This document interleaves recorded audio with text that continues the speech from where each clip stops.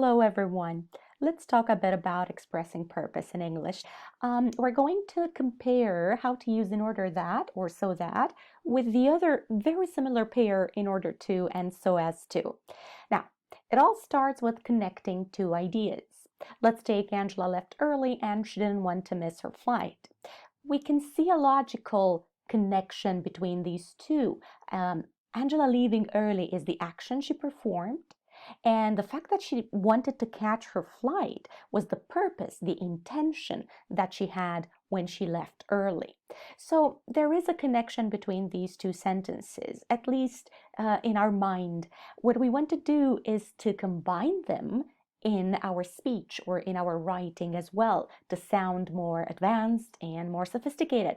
So let's see how in order that or so that work.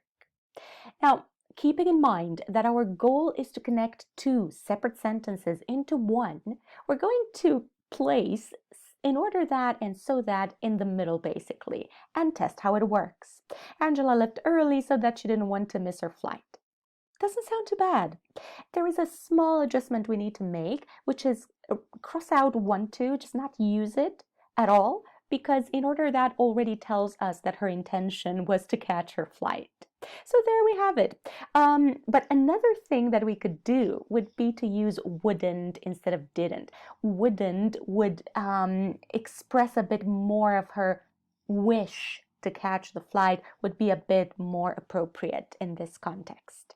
So we've got Angela left early in order that she didn't miss her flight, or Angela left early so that she wouldn't miss her flight. Both sentences are absolutely fine. Now, let's look at the other pair, in order to and so as to. Once again, same strategy as you should apply always, in fact, when you try to connect two sentences. Test how the linker you have in mind goes in between them. Angela left early in order to, she didn't want to miss her flight. Okay, so this is all over the place. This doesn't sound well at all. What we do is we cross out the bigger part of the second sentence and we're left with Angela left early in order to miss her flight. Now that doesn't sit well, does it? She didn't want to miss her flight. Simple solution there. We just place not in between order and to, or in between as and to. And the final sentence, Angela left early in order not to miss her flight, or she left early so as not to miss her flight. Perfect. Both of them sound equally fine. What's the takeaway? What should you remember?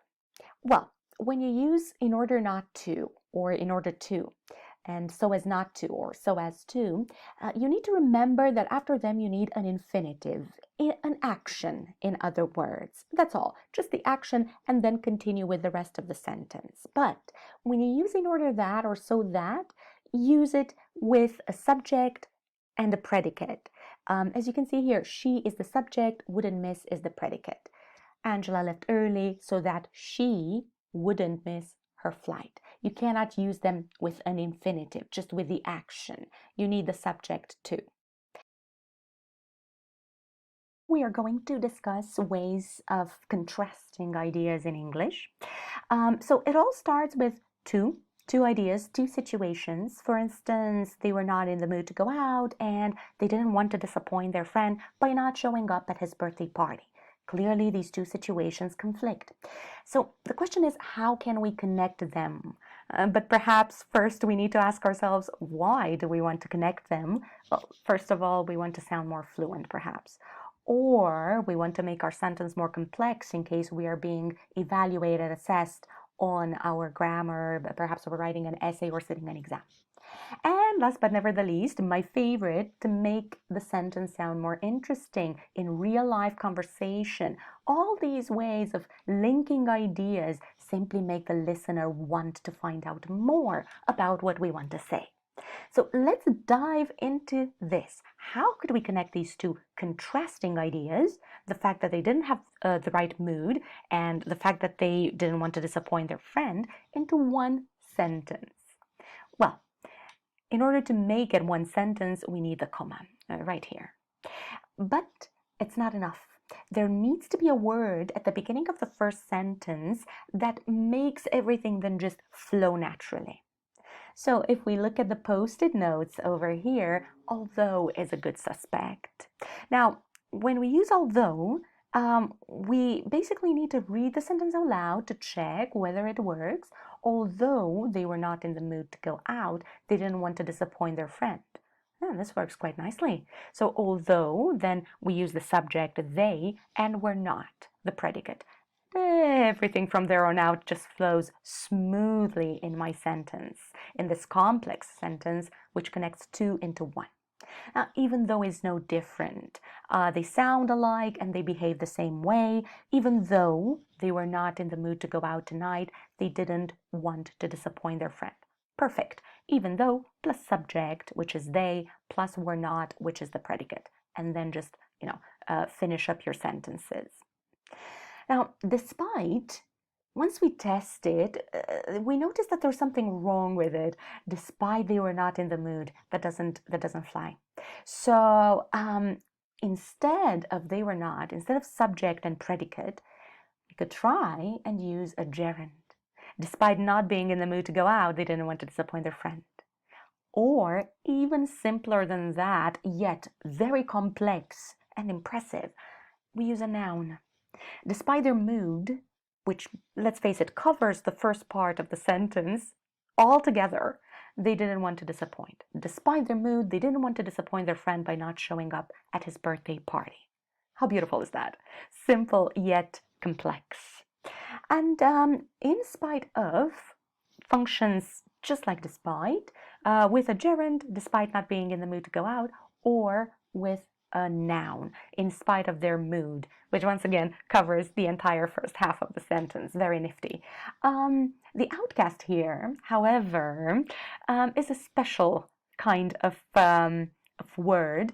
It's not a conjunction like all the other four. So unfortunately, however, not being in the mood to go out, they didn't want to disappoint, would be incorrect. However is not a conjunction, it's an adverb, which means that it cannot bring two sentences together into one. What it can do is leave them separate and add to the meaning of contrast. They were not in the mood to go out. Stop. That's it. We cannot continue further. So we start the second sentence, however, comma, they didn't want to disappoint their friend. Or we choose to put however in the middle, for instance. They didn't, however, want to disappoint their friend.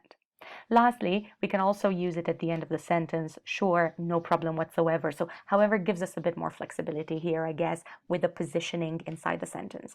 Remember though, remember, you need this little fellow here, the comma. You need to punctuate your howevers carefully. So remember, as I was saying, what's the conclusion? What's the takeaway? Although and even though need to continue with a subject and a predicate. So even though, subject, they were not, predicate, even though they were not, and then just continue on with your sentence. Despite and in spite of, on the other hand, they need a gerund or a noun. Despite not being in the mood, or despite their mood, and then continue with your sentence. However, this special little one here is an adverb. It cannot put two sentences together, and it needs a comma to separate it from the rest of the sentence, like in the example, they weren't in the mood to go out. Stop. However, they didn't want to disappoint their friend, so they probably went out with him anyway since it was his birthday. Well, this is basically it. When you write your essays, when you talk to people and you want to make your sentences more interesting, you want to get your public's attention, try to use these linkers in order to achieve such success, hopefully. Let me know if you have any questions, and good luck.